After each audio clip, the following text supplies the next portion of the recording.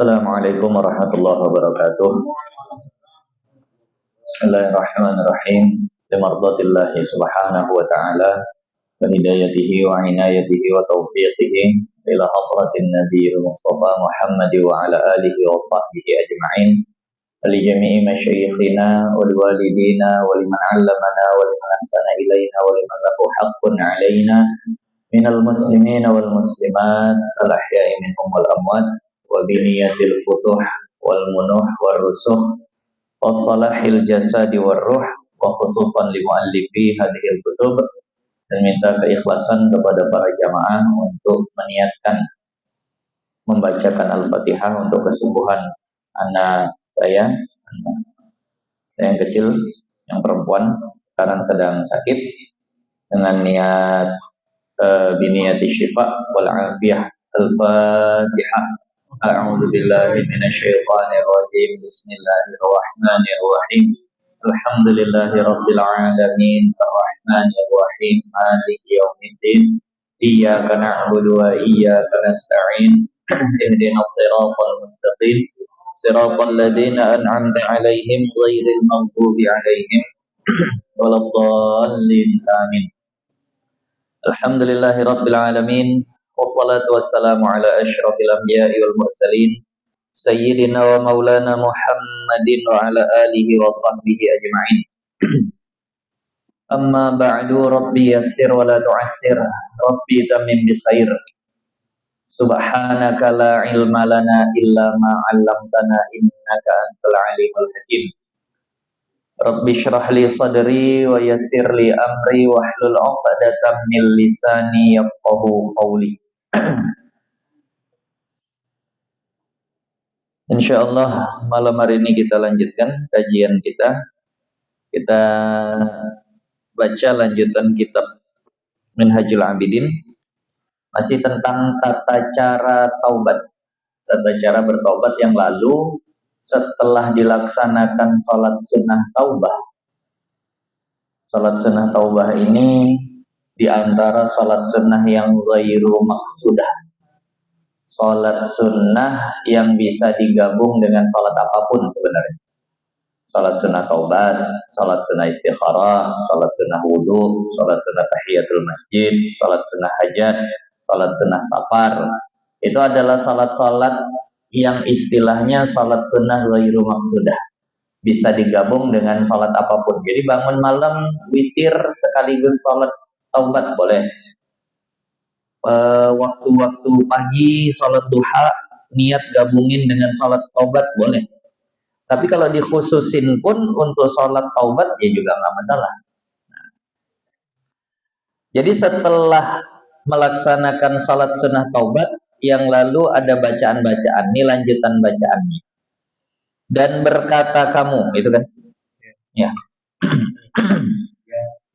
Ya Rabbi, abdukal mudnibu ataka. Ya Rabbi, abdukal mudnibu ataka. Bil udri fa'fu anni bijudika wa taqabbal minni bifadlika wanzur ilayya birahmatika. Artinya itu tadi barisnya seperti itu. Wahai Tuhanku, hambamu yang berdosa telah datang akan dikau. Ini kita bilang, kalau nggak paham bahasa Arabnya resapi, ucap, ya Allah, ini aku bersimpuh datang kembali kepadamu. Karena taubat itu lughatan maknanya rujuk, ulang balik kepada Allah, ulang balik kepada syariat. Jadi yang udah banyak bikin dosa itu sebenarnya sudah menyeleweng. Jadi orang kalau udah nyasar, gimana lagi cara baliknya? Ya, supaya nggak nyasar, balik lagi kan gitu. Nah, balik lagi, terusan sampai Indrapura, terusan padahal mau Kuala Tanjung. Ya mungkin adalah jalan potong sana. Yang tak tahu balik lagi. Maka begitulah orang yang saat itu bermaksiat, dia sedang nyasar dari jalan yang lurus. Maka dia balik lagi. Maka dikatakan, wahai Tuhanku, Hambamu yang berdosa telah datang akan dikau, telah datang kepadamu dengan minta uzur, minta maaf, minta ampun. Maka maafkan olehmu daripadaku dengan kemurahanmu. Engkau kan maha pengasih ya Allah. Engkau maha pemaaf. Ini hambamu datang aku banyak dosa. Dan terima daripadaku dengan karunia engkau. Terimalah taubatku dengan karuniamu ya Allah. Dan pilih olehmu kepadaku dengan rahmat engkau. Ada satu syair yang kata ulama kalau sering dibaca, paling enggak habis sholat itu dibaca 3, 5, atau 7 kali, itu insya Allah akan mewariskan husnul khatimah. Syairnya sering dinisbahkan kepada Abu Nawas yang biasa disebut al-i'tiraf. Ilahi lastu lil firdausi ahla wala aqwa 'alan naril jahimi fahabli taubatan bukan waghfir wahabli taubatan waghfir dunubi fa innaka ghafirud dzambil azim. Itu sering diulang-ulang, maka kata ulama itu akan mewariskan husnul khatimah. Bahkan kalau seandainya hati sudah terlalu keras, hati sudah kayaknya sulit untuk diajak kepada kebaikan, puter itu syair, pahami maknanya, insya Allah bisa lunak lagi hati itu. Ada kalimat yang mirip seperti ini. Tadi kan katakan bahwa ya Rabbi abdukal mudnib ataka bil udri. Di dalam syair i'tiraf itu ilahi abdukal asi ataka muqirram bidunubil azimi. Wahai Tuhanku, hambamu yang banyak maksiat ini lagi datang kepadamu ya. Ngaku punya banyak dosa yang besar. Fa in taghfir fa anta lidzaka ahlu. Kalau kau ampuni, engkau memang maha pengampun ya. Itu yang di akhir ini, itu yang bikin kita sedih. Wa in tatrud, seandainya kau usir ketika kami datang, paman narju siwa. Siapa lagi yang bisa kami datang kalau engkau mengusir kami? Maka ini adalah syair-syair yang insya Allah bisa melembutkan hati dan ingin atau bisa mengajak kita untuk kembali taubat kepada Allah. Nah, jadi maka kalau misalnya ada kumpulan-kumpulan ingin ngelembutin hati, baca aja syair Abu Nawas. Nadanya pun dah dibuat sama para ulama. Semua tahu lah kita. Orang artis-artis saja pada tahu.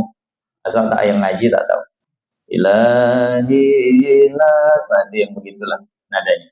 Didengerin tapi kalau bisa paham artinya. Karena artinya yang memang betul-betul menggugah.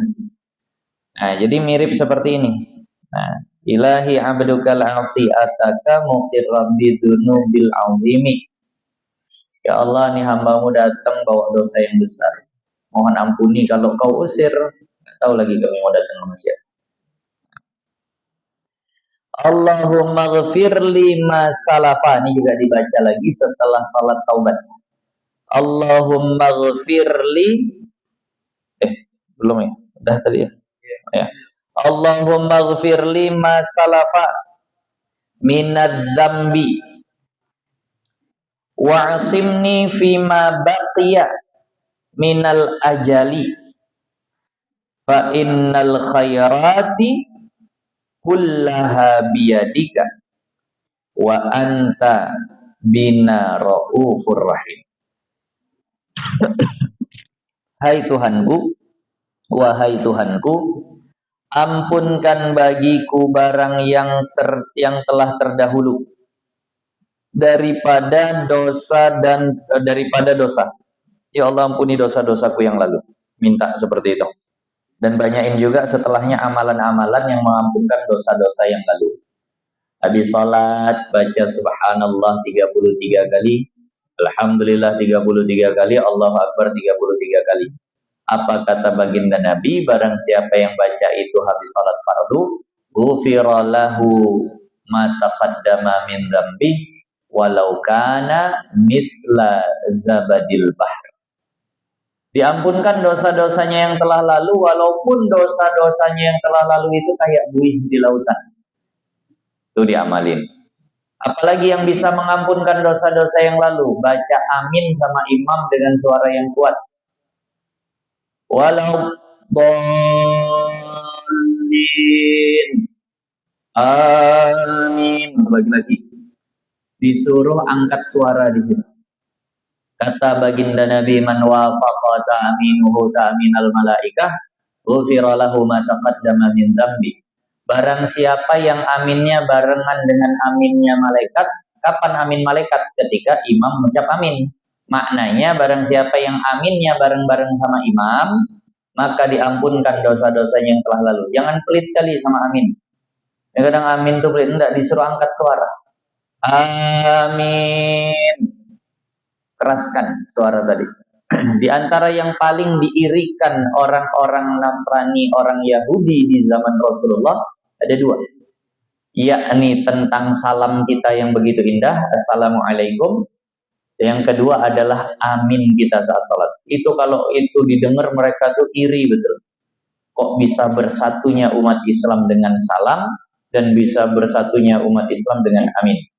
Nah, maka jangan sampai amin itu pelan.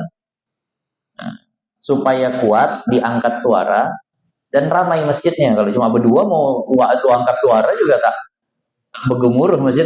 Kalau cuma dua orang jamaahnya, maka ramai jamaahnya kemudian bilang amin. Itu akan mengampunkan dosa-dosa yang telah lalu. Nah, amalkan yang seperti itu dan rajin bangun malam tahajud walaupun 2 rakaat. Malas sekali dah 1 rakaat witir. Walaupun kalau itu didawamkan makruh kata ulama. Nah, karena pada itu dilaksanakan di sepertiga malam yang terakhir. Saat itu Allah turunkan rahmatnya ke langit dunia. Nah, kemudian Allah akan bilang, mana yang minta ampun maka akan aku ampuni. Maka bagus sholat taubat itu ya, kalau mau digabung sama tahajud itu bagus betul. Nah, niatin habis ini kita taubat semua. Taubat itu bukan nunggu 1 Muharram kan gitu, biasa tema 1 Muharram itu taubat, nggak nunggu sih. Tiap hari taubat, berdosa taubat lagi, berdosa taubat lagi. Hari ini ada berdosa, Pak? Banyak. Nah, Ibu ada dosa hari ini? Nah, jadi maka harus bertobat kalau ada dosa. Bentak suami itu dosa, Bu. Ngomong tak baik sama suami itu dosa. Bohong dosa, ceritakan orang dosa. Itu tobat nanti. Nanti malam bangun sholat tahajud sekaligus sholat sunah taubat. Tak mau ulangi lagi. Terulangi lagi, taubat lagi. Begitulah terus.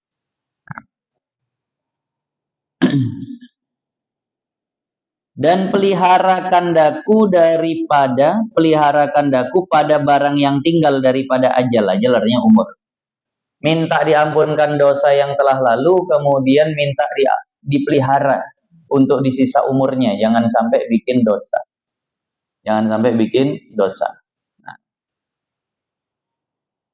kayak banyak orang-orang tua itu ketika sudah tidak ada tanggungan, anak dah tak ada, semua dah mandiri segala macam, dia milih bersuluk. Sebenarnya bagus tuh bersuluk tuh. Tapi saran saya orang yang bersuluk itu selesai dulu fikih dan tauhid. Kenapa? Itu untuk menjaga diri daripada maksiat. Kan nggak banyak ngobrol tuh kalau suluk, nggak banyak lagi mikirin dunia.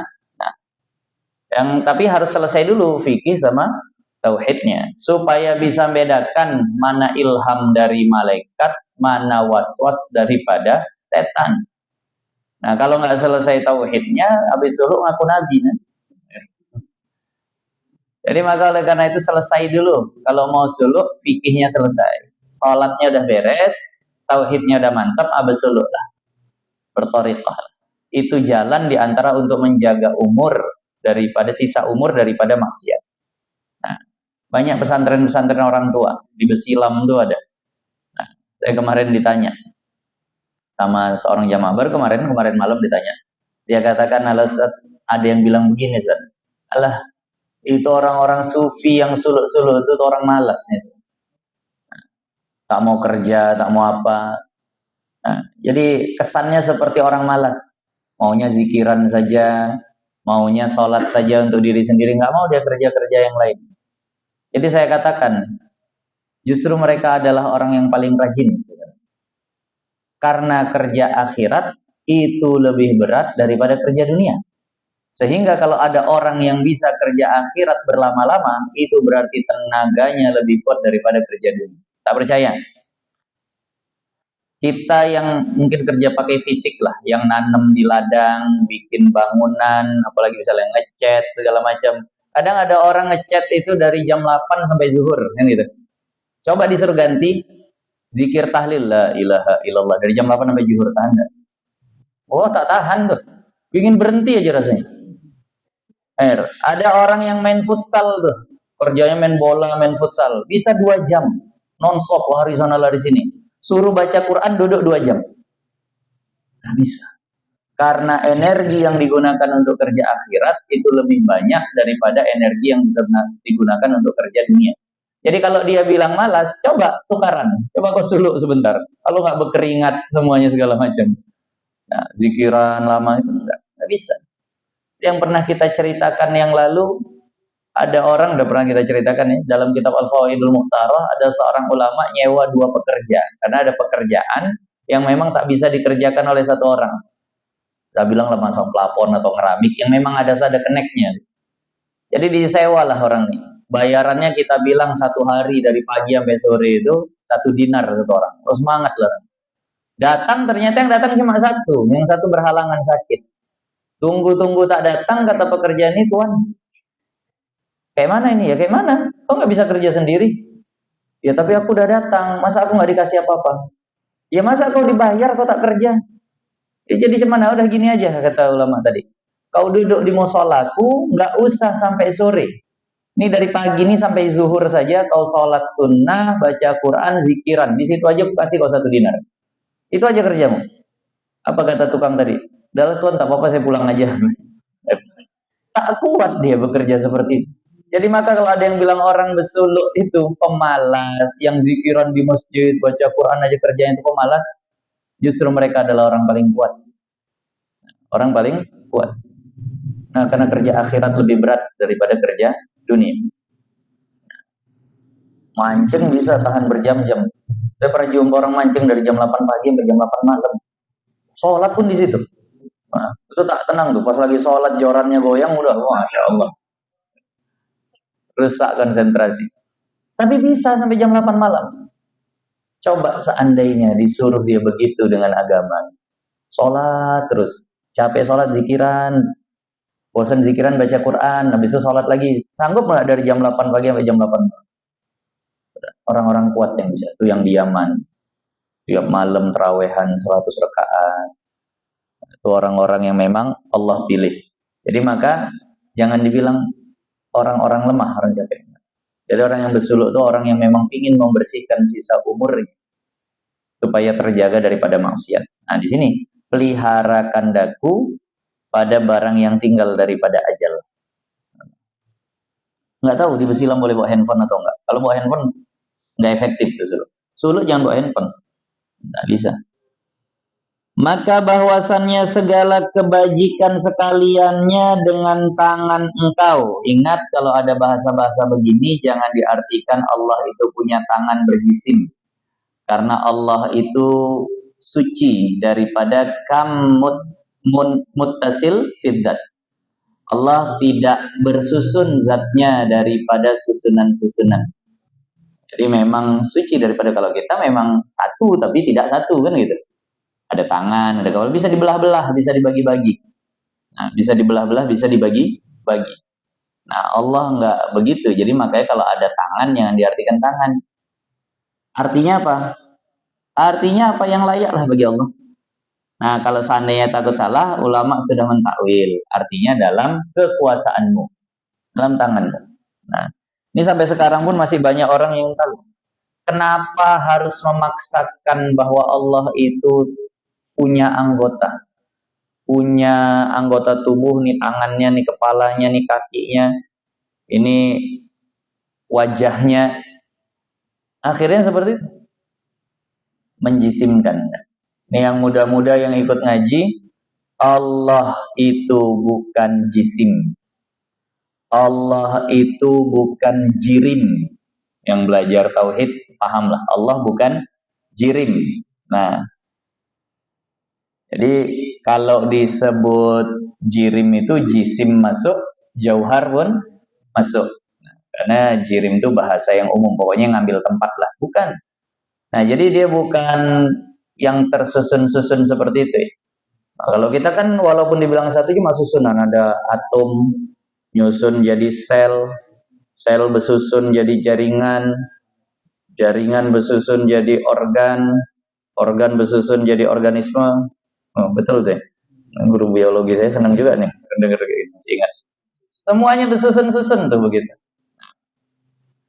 Jadi maka tak seperti itu Allah. Jangan dibilang Allah bertangan, ini segala macam. Ya ada tangannya tapi nggak kayak tangan makhluk. Ya tetap terbagi juga jadinya. Silahkan sebut tangan, tapi yang di kepala bukan tangan.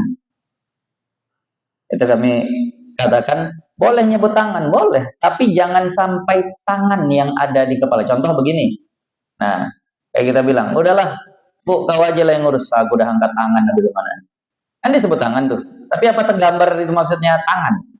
Enggak. Nah, kan di sini beliau juga sebut tangan. Tapi bukan itu yang pasti beliau maksud. Paham maksudnya? Jangan dibilang, wah ini mujasimah nih yang menerjemahin. Enggak.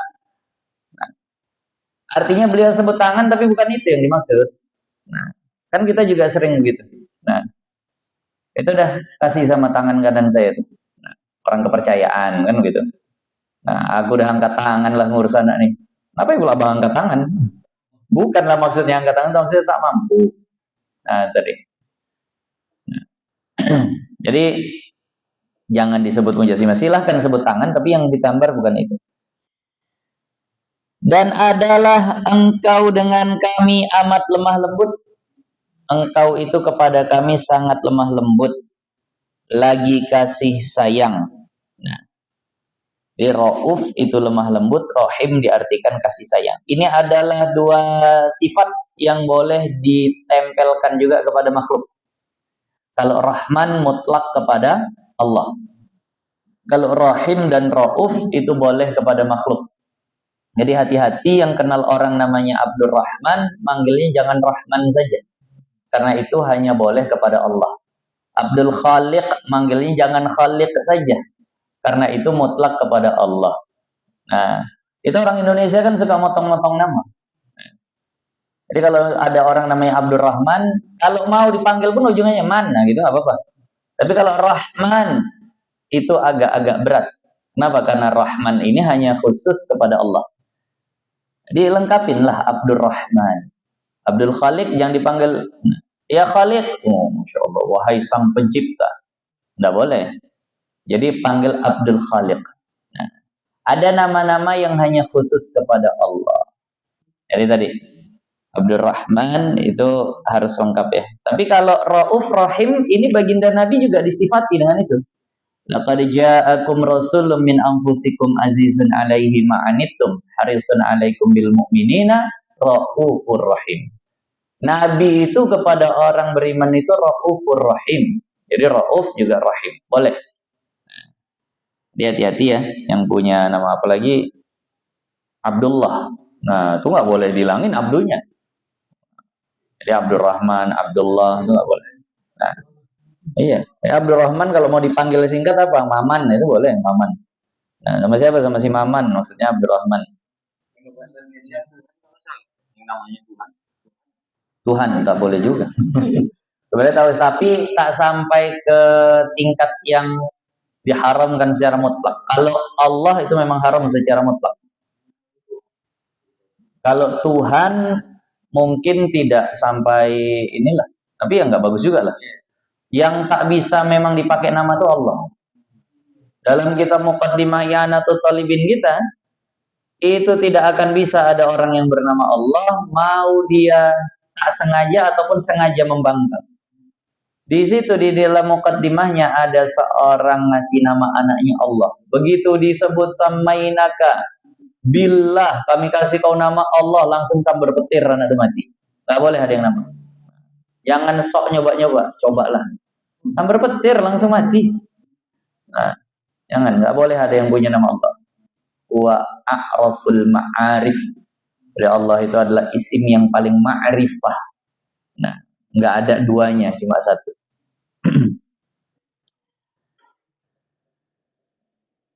Kemudian maka engkau berdoa dengan doa ini yang dinamakan doa orang yang kepayahan. Doa usyiddah. Doa orang yang kepayahan. Akan datang lagi. Ya mujliyal azaimil umur insyaallah.